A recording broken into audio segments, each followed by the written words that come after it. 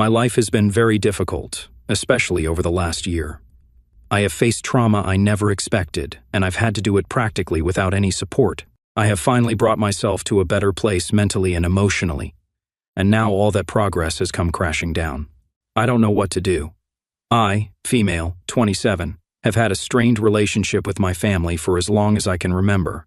I have a twin sister, Talia, and it had been clear early on that she was the golden child.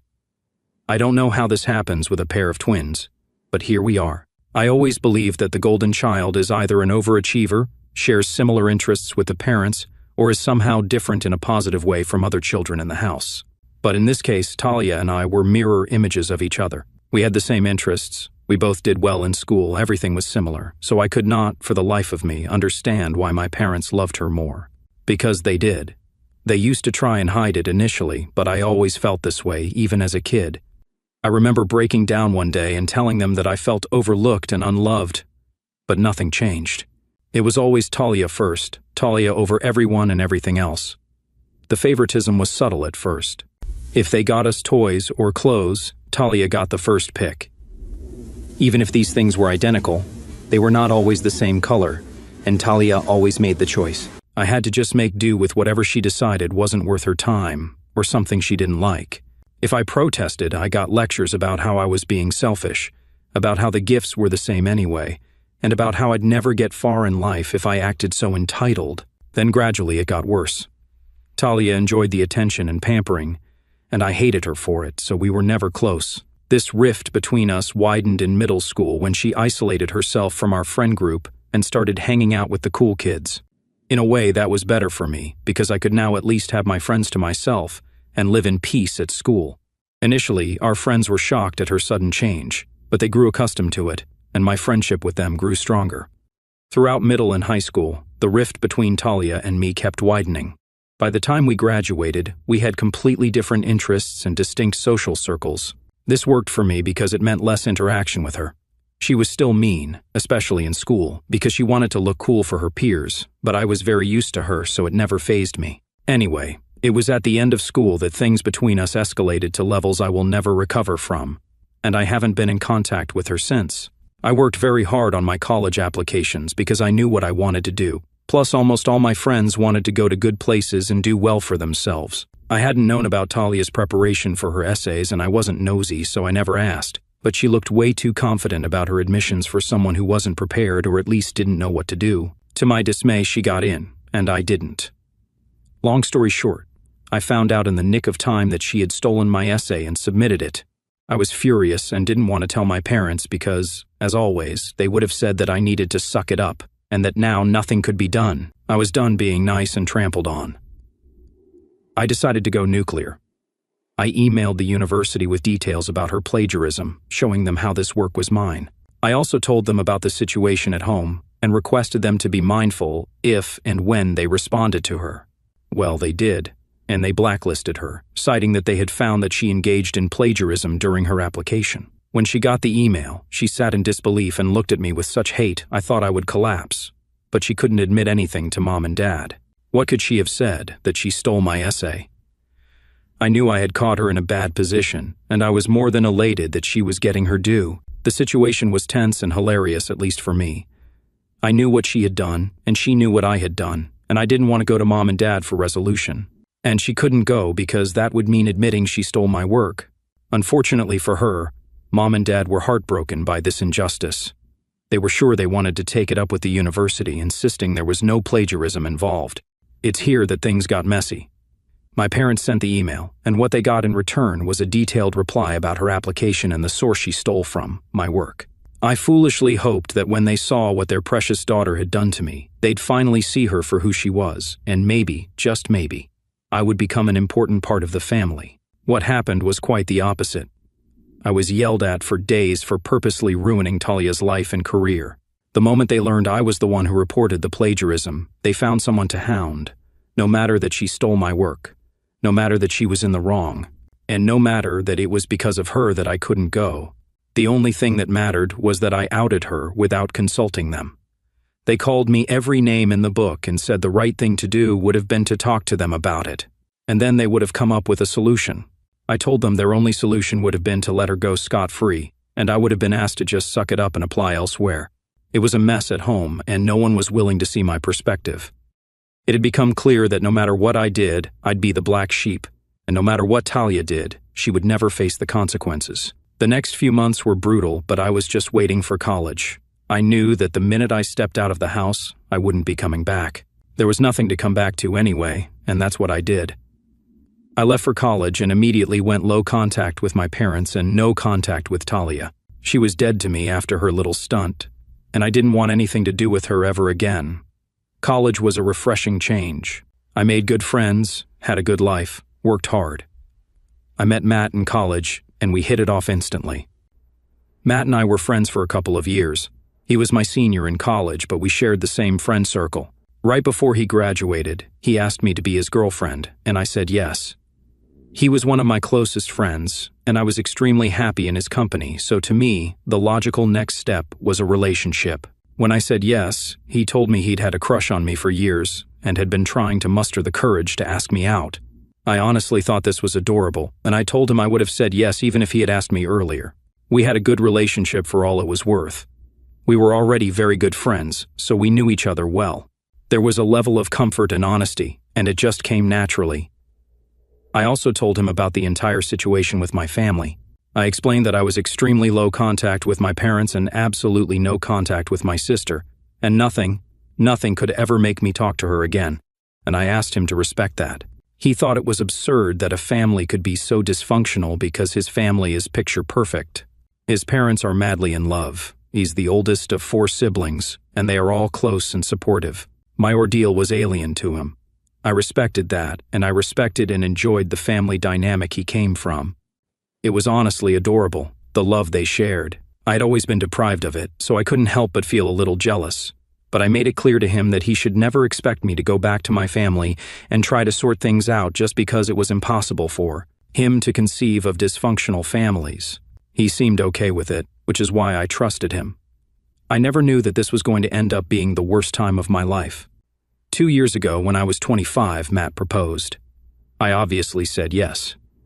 We had been dating for close to 4 years by then, and I was sure he was the guy I wanted to spend my life with. He introduced me to his family earlier, and they accepted me with open arms. I felt like I finally had a family. Even his siblings, 2 sisters and 1 brother, were extremely welcoming, and I developed independent relationships with each of them. It was like I had become a part of the family before I even married him. Marriage was the next step, and I was very, very happy with my relationship and the life I had built. We were supposed to get married last year. The entire year before that was spent planning for the wedding, the honeymoon, and everything else. It was a stressful time, and it was also a little challenging for our relationship because that's when I realized there were differences between us, and working through them required effort. Nonetheless, we pushed through willingly. We had one of our biggest fights while finalizing the guest list. I wanted a small, intimate wedding, but he had a lot of guests. He wanted his immediate family, some uncles, aunts, his siblings' partners, and others. I, on the other hand, had no family I wanted to invite. I wasn't close with anyone. I told him I would only be inviting my friends, and I honestly did not want my family anywhere near me on my wedding day. At first he agreed, but I could see his hesitation. I asked him if there was a problem. He said no, so I dropped it. A week later, however, he came to me and said that I needed to invite my family because there would be no wedding without family present. I looked at him with wide eyes and told him I had always made it clear that my family wasn't a part of my life. They didn't even know I was engaged, and that the only 2 people needed for a wedding are the bride and groom, so there was no reason to be worked up about my parents not attending. He wouldn't back down. He said that whatever fight I had with them could be set aside for one day, and that he wasn't asking me to start a relationship with them or forgive them, just to invite them to the wedding. I told him that any invitation would mean I wanted to mend things, and that was the last thing I wanted to do. In hindsight, I should have left him right there. I could see that despite claiming to understand my reality in childhood, which I always was transparent about, he had chosen to throw this at me, but I was a fool in love. We fought a lot, and I almost stopped talking to him, but deep down I knew we needed to reach a compromise. After a lot of back and forth, he finally told me why he insisted on inviting my family. He said he didn't want his family to think he was marrying a woman who didn't have a good relationship with her family. His family is very conservative that way. They have always lived with a family-first rule, and he felt that my parents' absence would reflect poorly, and he didn't want that for me. At that time, I thought his thought process was caring and thoughtful, but I gradually realized how problematic it was. He was more worried about the impression his family would get, especially his extended family, because his parents and siblings already knew I didn't get along well with mine, than about what it would do to me psychologically. The show was more important to him than his bride, and I should have seen that. I didn't, and I paid the price. After a lot of back and forth, I agreed to call my parents, but that was where I drew the line. I told him I would have them there, but no other family members, especially not Talia. There would be no father-daughter dance, and my family would not be allowed to give speeches. That was the only condition for inviting them, and he had to meet me halfway. Thankfully, he agreed, and he knew he didn't have much of a choice. I also warned him not to contact anyone on his own. Only I would call them up and invite them, and only when I felt the time was right. I knew if I gave them the information too early, they would make something up and get Talia to tag along, which I just couldn't agree to. And honestly, I also hoped that if I told them late enough, maybe they wouldn't be able to make it.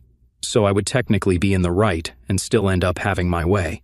I think Matt suspected this, but even if he did, he didn't say anything, so that was that. I informed Mom and Dad 6 weeks before the wedding, and they said that obviously the entire family would be there to support me on my special day. I cut them off right there and told them that there was absolutely no way Talia was coming to my wedding.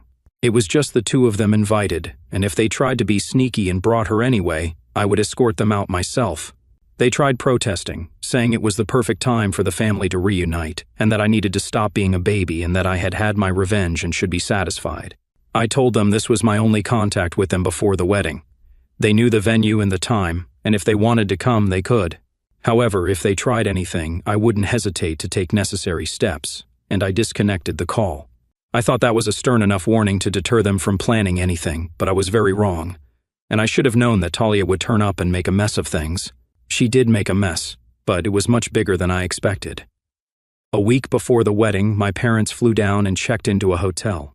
They had informed me that they'd come a week early, wanted to give me something, and wanted me to come along with Matt. I was reluctant because I didn't want all those feelings and angst resurfacing just a week before my wedding. But Matt said I should go, and that he would come with me, and at the sight of any misbehavior, we'd walk out. That made me feel a little better, and we decided to go. To my surprise, but I'm sure many of you guessed it, Talia was there. This was what they wanted to give me, a chance for a heart-to-heart and a reconciliation.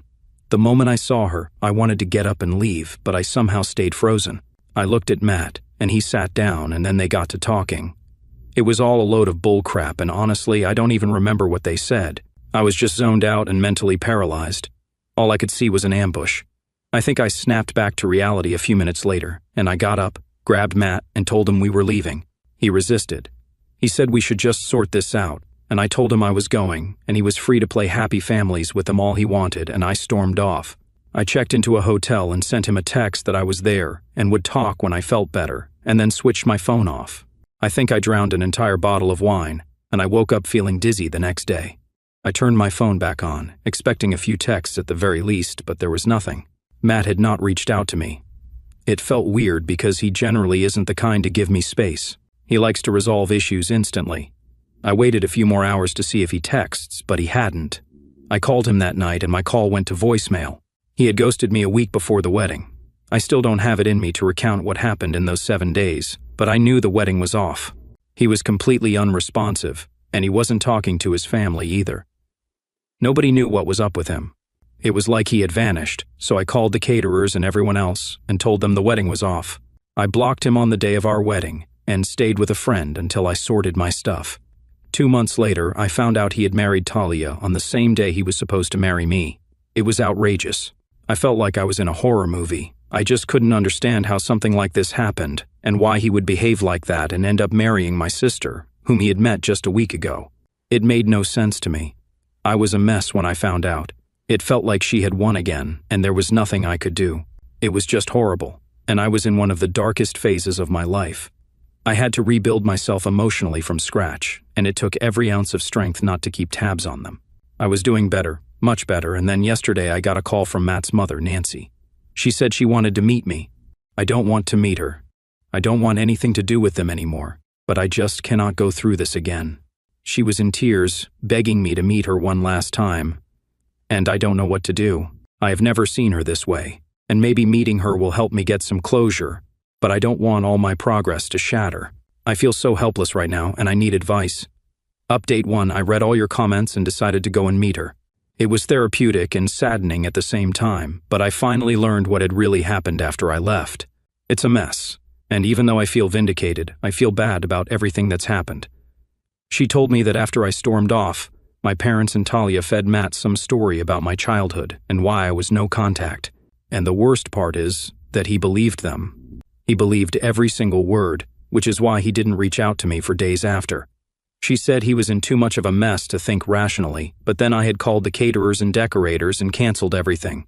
He received confirmation calls from them, and he panicked. He thought I was canceling the wedding, and in some twisted way, he took that as confirmation of me being in the wrong and believed whatever my parents told him. Nancy said Matt was a mess after finding out, and he stupidly went to my parents for advice.